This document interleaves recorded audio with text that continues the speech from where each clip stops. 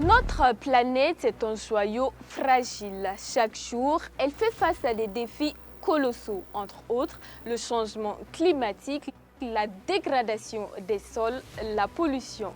Mais heureusement, l'espoir existe. Bienvenue sur Face au Green TV, votre fenêtre ouverte sur un monde plus vert. Nous sommes une web télé dédiée à l'environnement et au développement durable. Notre mission, vous informer, vous sensibiliser et vous inspirer. De l'agriculture à l'eau, en passant par l'assainissement, nous couvrons tous les aspects de l'environnement. L'agriculture. Nous vous emmenons au cœur des champs pour découvrir les dernières innovations, les défis des agriculteurs et les solutions pour nourrir une population croissante tout en préservant la nature. L'eau, ressource vitale. L'eau est au cœur de nos préoccupations. Nous vous montrons comment préserver cette ressource précieuse, comment l'accès à l'eau potable s'améliore et comment gérer les risques liés aux inondations et à la sécheresse. L'assainissement, un enjeu majeur pour la santé publique. Nous vous présentons les initiatives qui visent à améliorer les conditions d'hygiène et à protéger notre environnement. Nos journalistes passionnés partent à la rencontre des acteurs du terrain, agriculteurs, chercheurs, associations, décideurs publics. Ils décryptent pour vous les enjeux, les solutions et les avancées en matière d'environnement. Chez Face au Green TV, nous croyons en un avenir meilleur, un avenir où l'homme vit en parfaite harmonie avec la nature.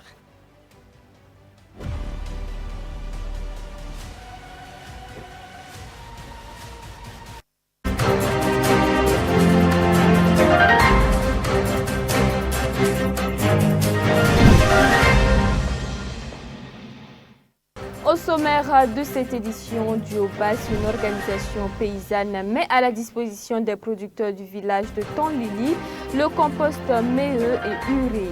Des solutions qui permettront une restauration des terres cultivables au regard des effets néfastes des changements climatiques. Le projet est mis en œuvre dans la commune de Zitenga, Apsuya et Nagrungu. Dans la suite de ce journal, nous avons fait un constat en ce qui concerne la vente du sucre de la SN Sosupo, précisément au site du Siao. Déjà à des kilomètres, on peut voir l'affluence des clients sur le site. Une de nos équipes était sur les lieux pour vous faire le constat que vous aurez l'occasion de suivre dans quelques minutes. Voilà ainsi dévoilés les titres de ce journal. Bonsoir chers téléspectateurs et merci pour votre fidélité. Je vous le disais à l'instant, face aux effets néfastes des changements climatiques qui impactent les terres cultivables, une structure propose des solutions de restauration des terres à travers un compost à plusieurs facettes au profit des producteurs du village de Tonlili. Il s'agit de Diobas, une organisation paysanne spécialisée qui met le compost méeux et urée à leur disposition. Abel Yabanga pour plus de détails. Au village de Tonlili, on réfléchit déjà à comment arriver à mettre en place des innovations agroécologiques pour faire face aux effets des changements climatiques qui impactent de plus en plus les sols cultivables. Nous sommes au plateau central dans la commune de Zitenga. Dans cette ferme agroécologique, des innovations paysannes sont proposées aux producteurs par Diobas, une organisation paysanne regroupant des personnes averties du monde agricole. Pour faire l'expérimentation, il y a deux groupes de paysans qui se sont mis en place. Et les groupes, là, on les appelle les groupes de recherche-action.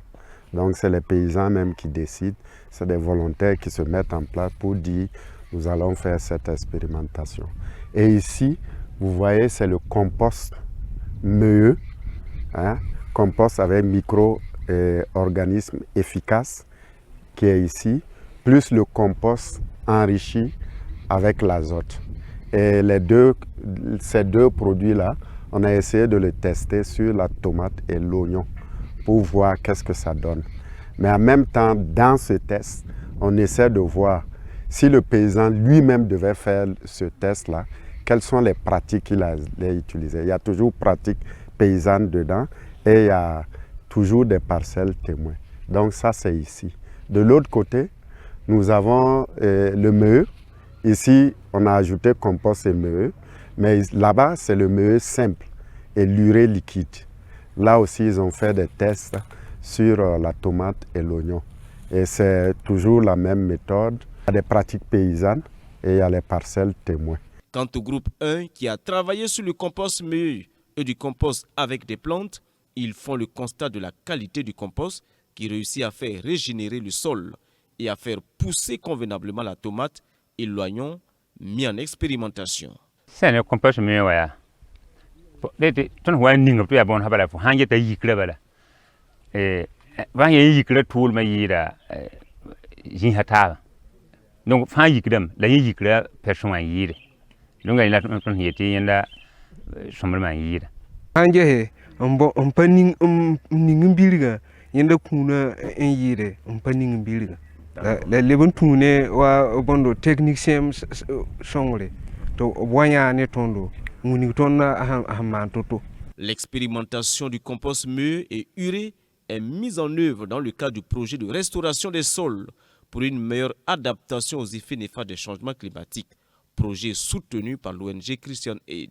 Grâce à Christian Aid, ce que nous sommes en train de faire, on est en train d'améliorer, de renforcer certaines innovations qu'on a déjà mises au point.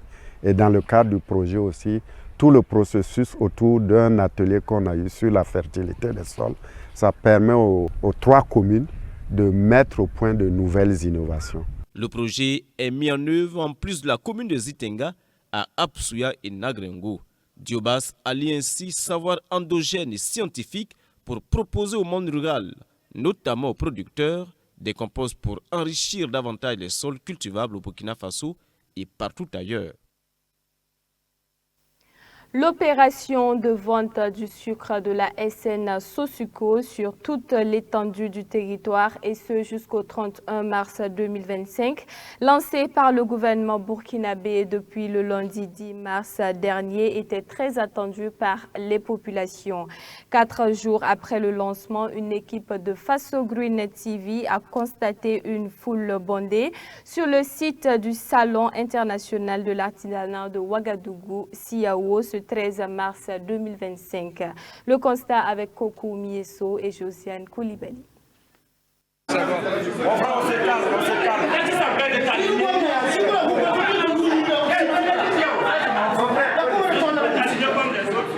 L'excitation monte, les voix s'élèvent.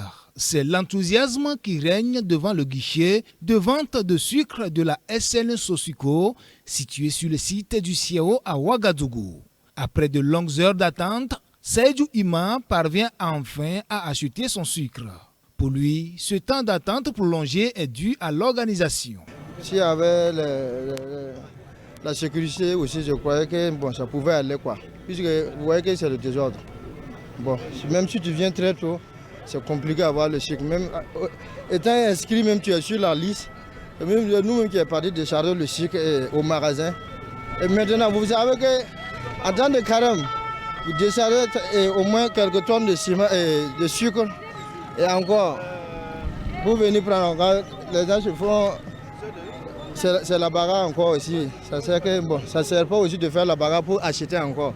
Il ne sert à rien de se battre avant d'acheter, affirme Seydou Iman. C'est pourquoi M.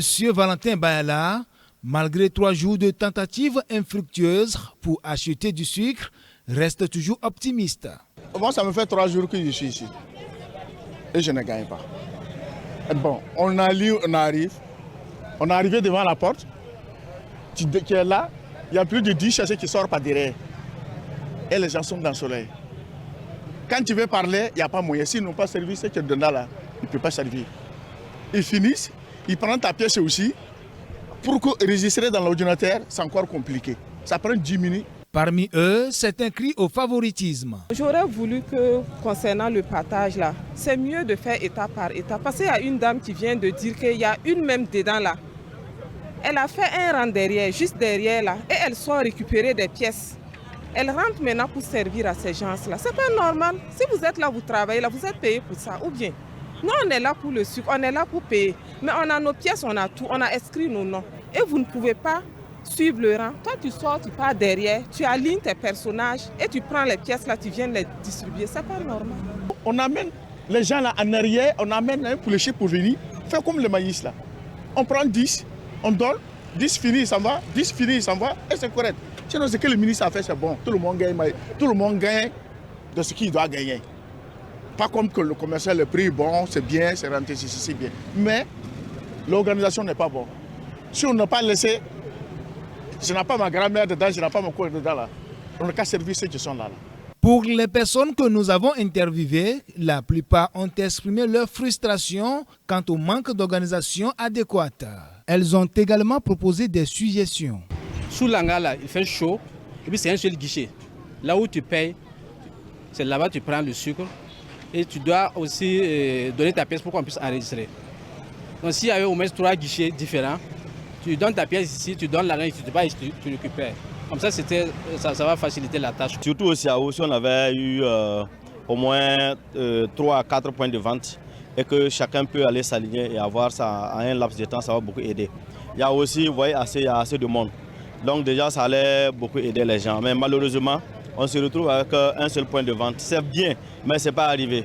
Voilà. Et je demande vraiment à l'État de veiller à ça, que la prochaine fois qu'il y ait assez de points de vente. Malgré les difficultés, les citoyens apprécient l'initiative du gouvernement et souhaitent qu'elle soit décentralisée dans chaque mairie pour faciliter l'accès à tous pendant le mois béni du carême chrétien et du jeûne musulman. Le centre Saint-Maximilien Kolbe de Sabou est un centre de santé qui se trouve dans la région du centre-ouest. Ce centre a pour vision de pouvoir concilier santé, spiritualité et préservation de l'environnement. C'est dans cette dynamique qu'a été aménagé au sein du centre un espace où l'on pratique l'élevage. Ce sont des animaux domestiques et sauvages qui y sont élevés. Parmi ces animaux, nous avons des paons, des bœufs, des cailles, entre autres.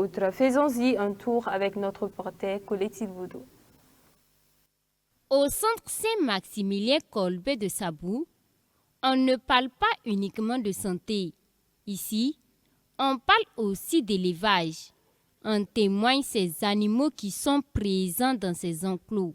Nous avons un espace réservé à l'élevage. Des poulets, des dindons, des lapins, des paons aussi pour l'embellissement de notre cadre. Nous avons des cailles, nous avons aussi des dindons comme je disais, des pigeons et d'autres oiseaux de la basse-cour. Voilà. Les œufs de ces animaux, principalement ceux des cailles, sont utilisés pour l'alimentation des enfants malnutris qui fréquentent le centre Saint-Maximilien Kolbe de Sabou. Ces œufs sont très riches en phosphore, en fer, en vitamines B1 et B2. L'ambition est de pouvoir concilier santé, spiritualité et préservation de la nature. C'est ce qui a d'ailleurs motivé le centre à se lancer dans ces deux domaines d'activité. Fin de ce journal. Merci à tous de l'avoir suivi. Restez connectés sur nos différentes plateformes et sur le site web www.fasogreen.tv.net. Merci et à demain pour une nouvelle édition. Au revoir.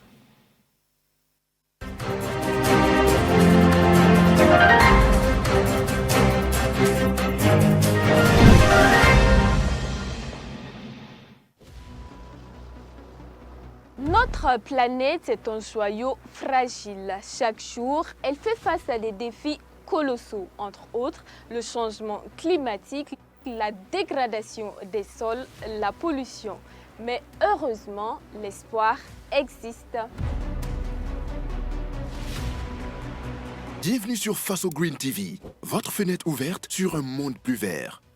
Nous sommes une web télé dédiée à l'environnement et au développement durable. Notre mission, vous informer, vous sensibiliser et vous inspirer. De l'agriculture à l'eau, en passant par l'assainissement, nous couvrons tous les aspects de l'environnement. L'agriculture.